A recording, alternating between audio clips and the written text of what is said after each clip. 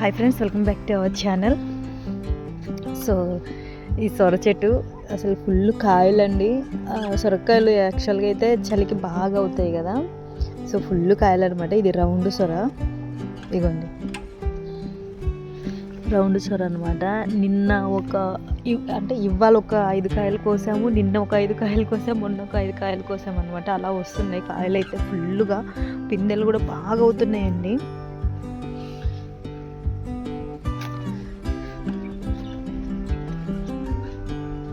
ఇంకా అటు కూడా ఉందన్నమాట, తీగదంతా పాకింది. ఇక్కడ కూడా ఉందన్నమాట కంచెకి. సో అందులో కూడా మార్నింగ్ ఒక కాయ అయితే కోసాను. ఇంకా 2 కాయలు ఉన్నాయి, చిన్న కాయలు 3 కాయలు ఉన్నాయి అనమాట. 2 కాయలు 3 ఉన్నాయి. అండ్ దీనికి ఇంకా చిన్న చిన్న పిందెలు అనమాట.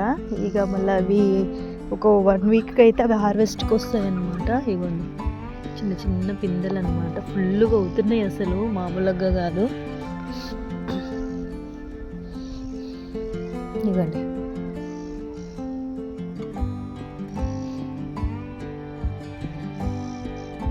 బాగా పాకిందండి. ఇది యాక్చువల్గా అయితే దానంతట అదే మొలిచింది, మేమైతే వేయలేదన్నమాట. చూసారా, ఈ కాయలు కొంచెం బాగా టేస్ట్ ఉంటాయండి, తినాలనిపిస్తూ ఉంటుంది అనమాట. ఇవ్వండి పిందెలు అయితే ఫుల్గా ఉన్నాయన్నమాట. ఇదిగోండి బాగున్నాయి పిందెలు అయితే. చలికి బాగా వస్తాయి అన్నమాట సొరకాయలు అయితే.